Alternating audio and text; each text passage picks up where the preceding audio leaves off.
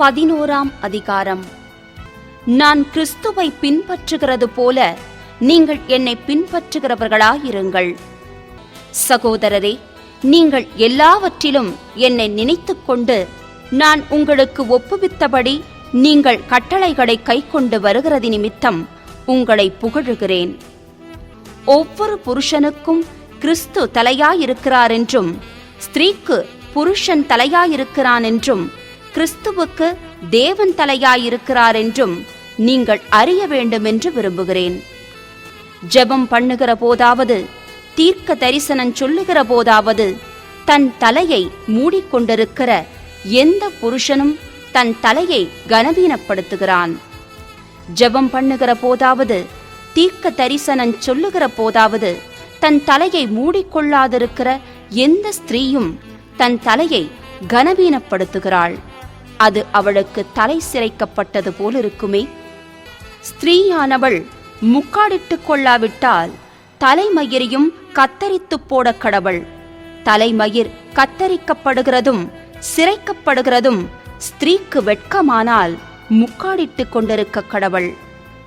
புருஷனானவன் தேவனுடைய சாயலும் மகிமையுமாயிருக்கிறபடியால் தன் தலையை மூடிக்கொள்ள வேண்டுவதில்லை. ஸ்திரீயானவள் புருஷனுடைய மகிமையாயிருக்கிறாள்.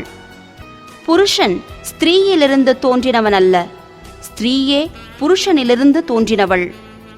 புருஷன் ஸ்திரீக்காக சிருஷ்டிக்கப்பட்டவன் அல்ல, ஸ்திரீயே புருஷனுக்காக சிருஷ்டிக்கப்பட்டவள்.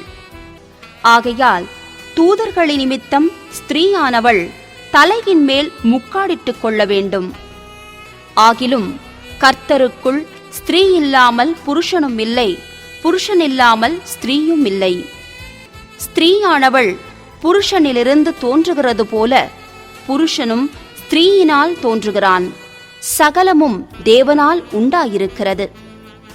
ஸ்திரீயானவள் தேவனை நோக்கி ஜெபம் பண்ணுகையில் தன் தலையை மூடிக்கொள்ளாமல் இருக்கிறது லட்சணமாயிருக்குமோ என்று உங்களுக்குள்ளே நிதானித்துக் கொள்ளுங்கள்.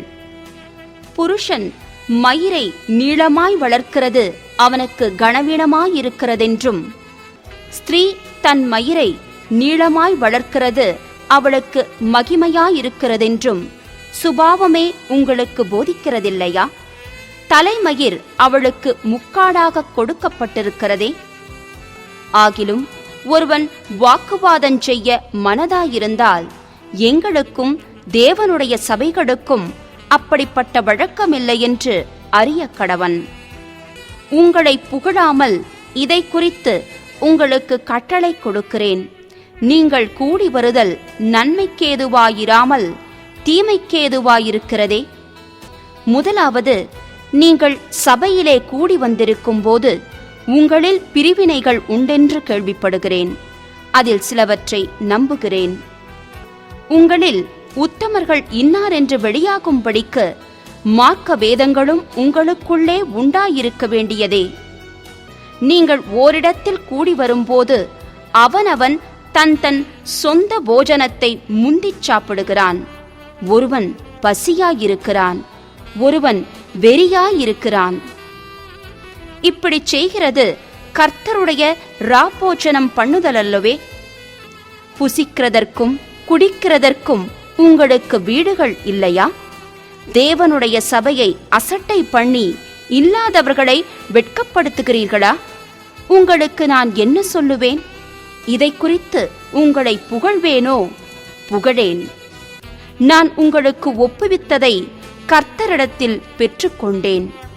என்னவெனில், கர்த்தராகிய இயேசு தாம் காட்டிக் கொடுக்கப்பட்ட அன்று ராத்திரியிலே அப்பத்தை எடுத்து ஸ்தோத்திரம் பண்ணி அதை பிட்டு, நீங்கள் வாங்கி புசியுங்கள், இது உங்களுக்காக பிற்கப்படுகிற என்னுடைய சரீரமாயிருக்கிறது, என்னை நினைவு கூறும்படி இதை செய்யுங்கள் என்றார்.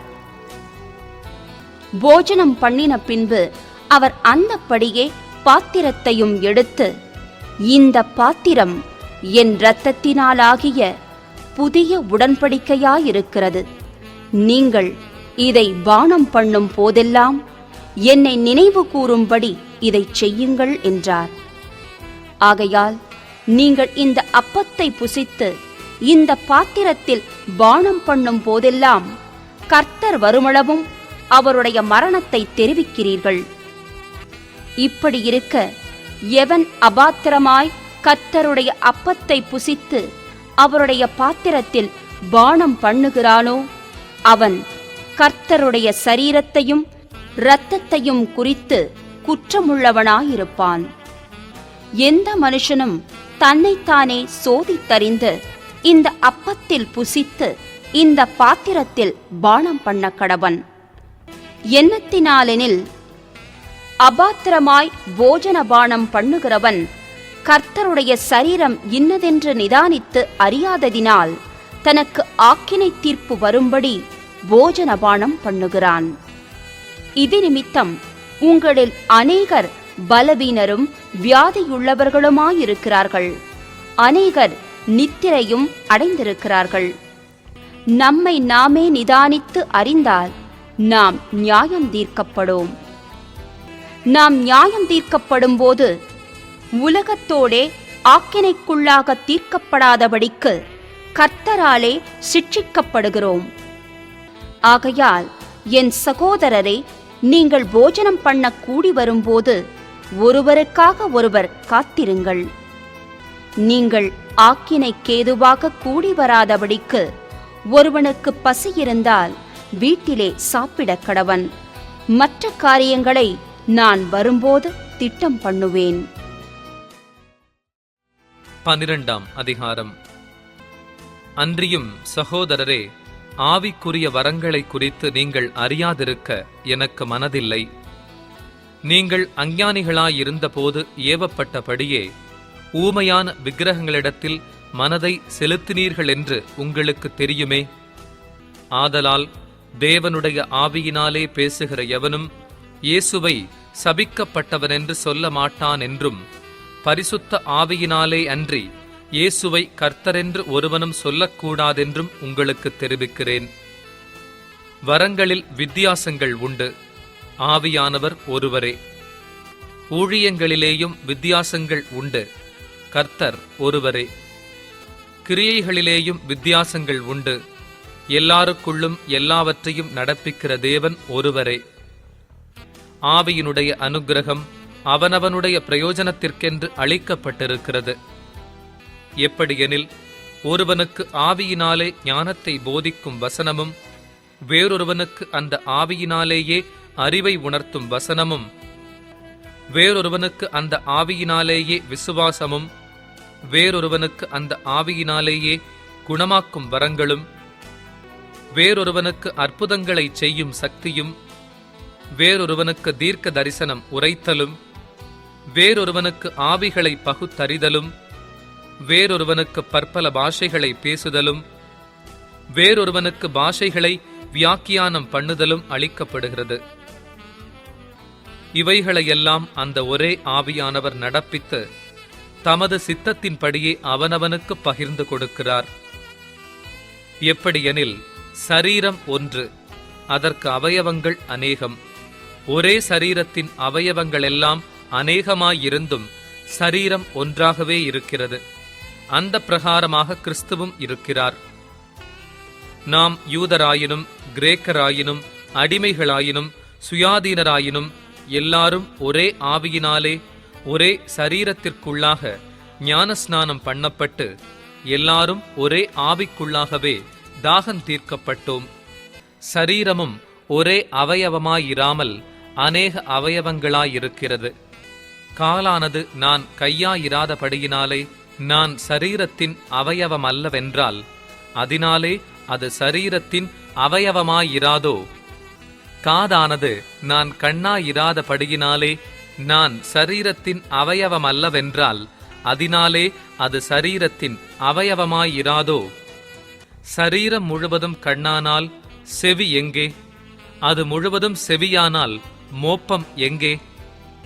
தேவன் தமது சித்தத்தின்படி அவயவங்கள் ஒவ்வொன்றையும் சரீரத்திலே வைத்தார்.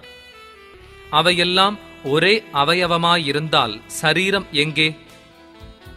அவயவங்கள் அநேகமாயிருந்தும் சரீரம் ஒன்றே. கண்ணானது கையை பார்த்து, நீ எனக்கு வேண்டுவதில்லை என்றும், தலையானது கால்களை நோக்கி நீங்கள் எனக்கு வேண்டுவதில்லை என்றும் சொல்லக்கூடாது. சரீர அவயவங்களில் பலவீனமுள்ளவைகளாய் காணப்படுகிறவைகளே மிகவும் வேண்டியவைகளாய் இருக்கிறது. மேலும் சரீர அவயவங்களில் கனவீனமாய் காணப்படுகிறவைகளுக்கே அதிக கனத்தை கொடுக்கிறோம். நம்மில் லட்சணமில்லாதவைகளே அதிக அலங்காரம் பெறும். நம்மில் லட்சணமுள்ளவைகளுக்கு அலங்கரிப்பு வேண்டியதில்லை. சரீரத்திலே பிரிவினை உண்டாயிராமல் அவயவங்கள் ஒன்றை குறித்து ஒன்று கவலையாய் இருக்கும் படிக்கு தேவன் கனத்தில் குறைவுள்ளதற்கு அதிக கனத்தை கொடுத்து இப்படி சரீரத்தை அமைத்திருக்கிறார். ஆதலால் ஒரு அவயவம் பாடுபட்டால் எல்லா அவயவங்களும் கூட பாடுபடும். ஒரு அவயவம் மகிமைப்பட்டால் எல்லா அவயவங்களும் கூட சந்தோஷப்படும். நீங்களே கிறிஸ்துவின் சரீரமாயும் தனித்தனியே அவயவங்களுமாயும் இருக்கிறீர்கள். தேவனானவர் சபையிலே முதலாவது அப்போஸ்தலரையும், இரண்டாவது தீர்க்கதரிசிகளையும், மூன்றாவது போதகர்களையும், பின்பு அற்புதங்களையும், பின்பு குணமாக்கும் வரங்களையும், ஊழியங்களையும், ஆளுகைகளையும், பலவித பாஷைகளையும் ஏற்படுத்தினார். எல்லாரும் அப்போஸ்தலர்களா? எல்லாரும் தீர்க்கதரிசிகளா? எல்லாரும் போதகர்களா? எல்லாரும் அற்புதங்களை செய்கிறவர்களா? எல்லாரும் குணமாக்கும் வரங்களுடையவர்களா? எல்லாரும் அந்நிய பாஷைகளை பேசுகிறார்களா? எல்லாரும் வியாக்கியானம் பண்ணுகிறார்களா? இப்படி இருக்க முக்கியமான வரங்களை நாடுங்கள். இன்னும் அதிக மேன்மையான வழியையும் உங்களுக்கு காண்பிக்கிறேன். 13ஆம் அதிகாரம். நான் மனுஷர் பாஷைகளையும் தூதர் பாஷைகளையும் பேசினாலும் அன்பு எனக்கிராவிட்டால் சத்தமிடுகிற வெண்கலம் போலவும் ஓசையிடுகிற கைத்தாளம் போலவும் இருப்பேன். நான் தீர்க்க தரிசன வரத்தை உடையவனாயிருந்து சகல இரகசியங்களையும் சகல அறிவையும் அறிந்தாலும் மலைகளை பேர்க்கத்தக்கதாக சகல விசுவாசமுள்ளவனாயிருந்தாலும் அன்பு எனக்கிராவிட்டால் நான் ஒன்றுமில்லை. எனக்கு உண்டான யாவற்றையும் நான் அன்னதானம் பண்ணினாலும் என் சரீரத்தை சுட்டெரிக்கப்படுவதற்கு கொடுத்தாலும் அன்பு எனக்கிராவிட்டால் எனக்கு பிரயோஜனம் ஒன்றுமில்லை. அன்பு நீடிய சாந்தமும் தயவும் உள்ளது. அன்புக்கு பொறாமையில்லை. அன்பு தன்னை புகழாது, இருமாப்பாயிராது, அயோக்கியமானதைச் செய்யாது, தற்பொழிவை நாடாது, சினமடையாது, தீங்கு நினையாது, அநியாயத்தில் சந்தோஷப்படாமல் சத்தியத்தில் சந்தோஷப்படும். சகலத்தையும் தாங்கும், சகலத்தையும் விசுவாசிக்கும், சகலத்தையும் நம்பும், சகலத்தையும் சகிக்கும். அன்பு ஒரு காலும் ஒழியாது.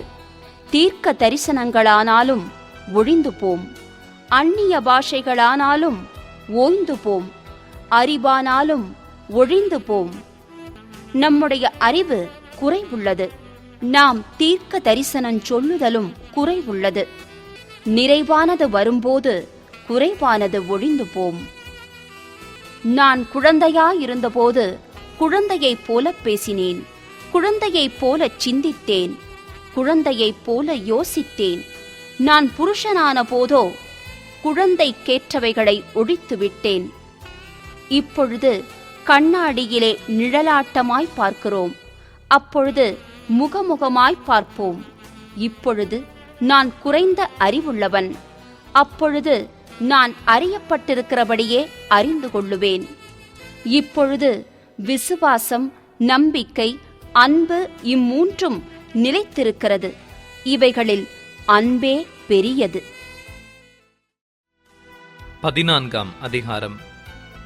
அன்பை நாடுங்கள், ஞான வரங்களையும் விரும்புங்கள், விசேஷமாய் தீர்க்க தரிசன வரத்தை விரும்புங்கள். ஏனெனில் அந்நிய பாஷையில் பேசுகிறவன் ஆவியினாலே இரகசியங்களை பேசினாலும் அவன் பேசுகிறதை ஒருவனும் அறியாதிருக்கிறபடியினாலே அவன் மனுஷரிடத்தில் பேசாமல் தேவனிடத்தில் பேசுகிறான். தீர்க்க தரிசனம் சொல்லுகிறவனோ மனுஷருக்கு பக்தி விருத்தியும் புத்தியும் ஆறுதலும் உண்டாகத்தக்கதாக பேசுகிறான்.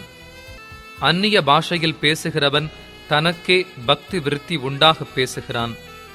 தீர்க்க தரிசனம் சொல்லுகிறவனோ சபைக்கு பக்தி விருத்தி உண்டாக பேசுகிறான். நீங்கள் எல்லாரும் அந்நிய பாஷைகளை பேசும்படி விரும்புகிறேன்.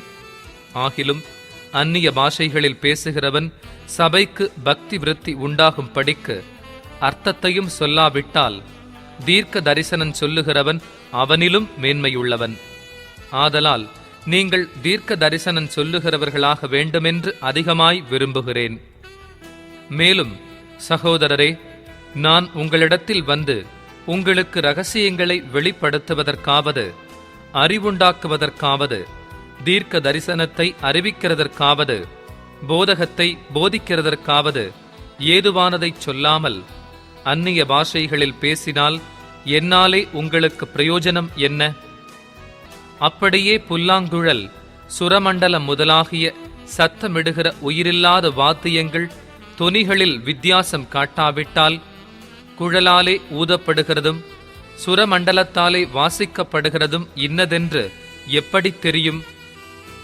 அந்தப்படி எக்காலமும் விளங்காத சத்தமிட்டால் எவன் யுத்தத்திற்கு ஆயத்தம் பண்ணுவான்? அதுபோல நீங்களும் தெளிவான பேச்சை நாவினால் வசனையாவிட்டால் பேசப்பட்டது இன்னதென்று எப்படி தெரியும்? ஆகாயத்தில் பேசுகிறவர்களாயிருப்பீர்களே. உலகத்திலே எத்தனையோ விதமான பாஷைகள் உண்டாயிருக்கிறது. அவைகளில் ஒன்றும் அர்த்தமில்லாததல்ல. ஆயினும் பாஷையின் கருத்தை நான் அறியாமலிருந்தால் பேசுகிறவனுக்கு அந்நியனாயிருப்பேன், பேசுகிறவனும் எனக்கு அந்நியனாயிருப்பான். நீங்களும் ஆவிக்குரிய வரங்களை நாடுகிறவர்களானபடியால் சபைக்கு பக்தி விருத்தி உண்டாகத்தக்கதாக அவைகளில் தேரும்படி நாடுங்கள். அந்தப்படி அந்நிய பாஷையில் பேசுகிறவன் அதன் அர்த்தத்தையும் சொல்லத்தக்கதாக விண்ணப்பம் பண்ணக்கடவன்.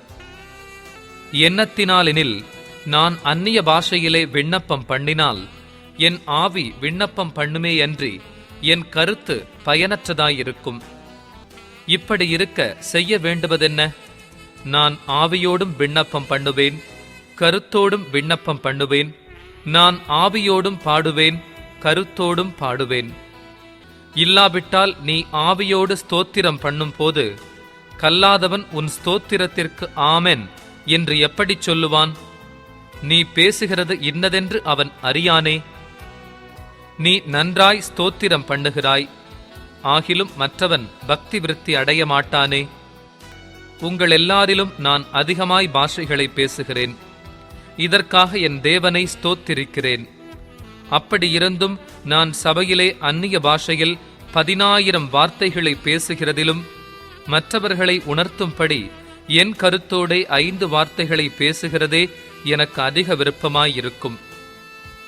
சகோதரரே, நீங்கள் புத்தியிலே குழந்தைகளாயிராதேயுங்கள், துர்க்குணத்திலே குழந்தைகளாயும் புத்தியிலோ தேறினவர்களாயும் இருங்கள். மறுபாஷைக்காரராலும் மறு உதடுகளாலும் இந்த ஜனங்களிடத்தில் பேசுவேன். ஆகிலும் அவர்கள் எனக்கு செவி கொடுப்பதில்லை என்று கர்த்தர் சொல்லுகிறார் என்று வேதத்தில் எழுதியிருக்கிறதே.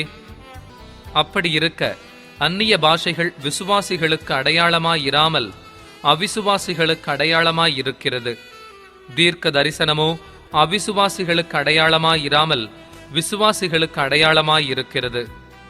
ஆகையால் சபையார் எல்லாரும் ஏகமாய்க் கூடி வந்து எல்லாரும் அந்நிய பாஷைகளிலே பேசிக்கொள்ளும் போது கல்லாதவர்களாவது அவிசுவாசிகளாவது உள்ளே பிரவேசித்தால் அவர்கள் உங்களை பைத்தியம் பிடித்தவர்கள் என்பார்கள் அல்லவா?